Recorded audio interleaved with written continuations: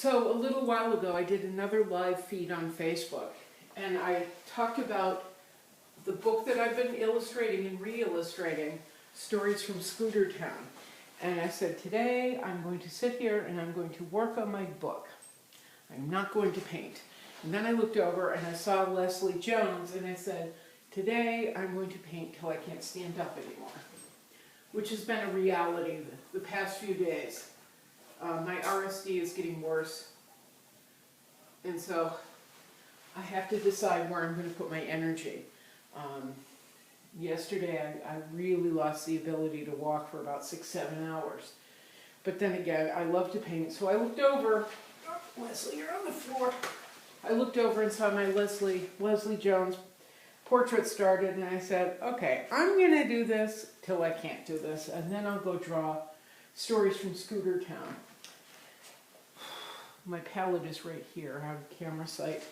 What I did the other day, and I talked about either live feed or on this, was carving out the shape by using darks. Now, when I first started painting, and no one told me this, nobody told me how to do it properly. When I was first learning to paint, I thought you had to, draw every tiny little detail right off the bat. I'm going to scoop up some more paint over here on my palette. Nobody told me how to do this, which is, don't worry about the details right away. Look at the whole picture. Carve out the shapes, her arms and her chest, arm, shoulders, face, chest, arm, hands. The hands are not perfect. I'm having difficulty with the hands. But it doesn't really matter. Whatever difficulties I'm having now will correct themselves as I get further and further along. The point right now is to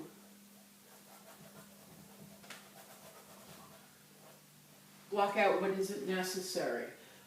Leave some of the aerosol designs behind, showing through, which I can see, I don't know if you can, but leave some of the aerosol designs showing through, like in here I've got blacks and blues and some yellows, reds, blues, of course oranges up in here, but to primarily block out what is not necessary in the actual figure.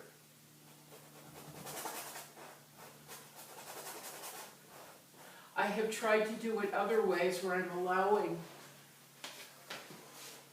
like this, to trail off, all bright yellows, bright colors, trail from here on down. And it ends up being a frustrating mess until I realize that I just need to block it out, just block it out. There are times I try and be far too clever with some of the aerosol designs by leaving them behind, leaving them out in the open and behind. And that's when I start getting, just horribly confused. And so this is what I'm working on. There's the Leslie Jones, as I just said. But I'm putting in, I'm also taking replacing that very colorful spring dress with this lovely lace dress that was made for her. And I really love it. And I love her in lace. So I'm also taking the darks that I'm using to block her shape out with. And very loosely putting in like paisley type shapes that can be found in her dress. Now, it's not really necessary that I follow the exact pattern as it's pictured. I love lace, I love paisley designs, and I've been doing them since I was a kid.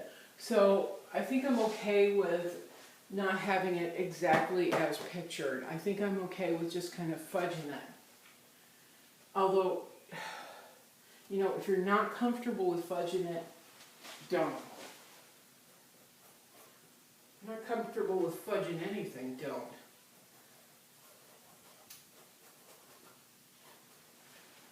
I hear from people who say I have trouble painting portraits, I have trouble painting figures. Well, I've been at this since I was a kid. I've also only been really concentrating on portraits and figures for the past 5-6 years. even though, well, anyway, it just takes time. So you've got to give yourself a time. You have to allow yourself, your mind, the time to learn how to do this thing that you really want to do, which could be painting, it could be illustrating, it could be watercolors, it could be oil. In America, we don't allow people time. We expect that they're going to get things right off the bat. You're going to learn to drive in the next 30 seconds, or I'm losing my patience. You're going to learn how to do this, run a sewing machine. You're going to learn how to, you're just going to instantly know how to write a paper. It takes sometimes years. Some people, it only takes a little time to learn how to draw or paint a figure. Others, it takes years, it takes a lifetime. You look at people like Matisse. Yes, Matisse was a master in his time. He changed work. He made abstract acceptable on so many different levels. His work led to other artists doing more adventurous things. But he wasn't a great figure painter, not in my estimate. He was okay, but he made his okay, ooh, there's a big spider up there. He made his okayness with figure his signature. You've got to give yourself time. And there's the cat scratching at the door. You've got to give yourself some time. My videos are shown from middle school to high school to colleges to like all kinds of people are watching these things all over the world. And that's why I'm saying this. Because every day I hear, this is difficult, I can't do this. Or hear about high school kids or college kids who are like, this is my first time doing a portrait. Why isn't it coming out right? Because it's your first time doing a portrait. Just because you pick up a hammer doesn't mean you can suddenly build a house. It takes time. No matter what people are saying to you, that you should know how to do this. Well, if you can, write your name, you should be able to draw. That's not how life works. That's not how reality works. In reality, it takes time. So you got to learn to do this. La la la la la la la la. Block it out. No matter what people are saying, give yourself some space. Give yourself quiet time to learn, just to learn, and to practice and to practice and to practice. I'm 53. I started figure drawing when I was 14. I started going to college courses. That's how long I've been doing this. And I just started getting it right. Or even close to right. We may not like that it takes so much practice. We may not like that it takes so much time, but it does. We have to learn. We have to give ourselves room to learn. And to make a tremendous amount of mistakes where you just want to set things on fire. I was telling my host the other day that some of my paintings have been so bad that when I owned a truck, they would see periodically a canvas come flying out of my studio. I would hop in my truck, my four-wheel truck, and just drive over it and drive over it and drive over it and get out and stomp on it and stab it literally and then drive over it some more. I had a teacher. We were trying to do plein air, and I'm not a plein air painter. I hate being outdoors and painting. I love being outdoors. I just hate being outdoors and trying to paint. And I used to grab my canvases, throw them on the ground, and jump up and down on them. I'd be so angry.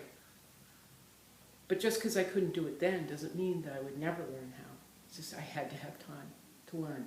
Ooh, my host is home. I gotta go. I gotta get back to painting anyway. Go make something. Give yourself a break. Give yourself some time to learn. Okay? Ciao.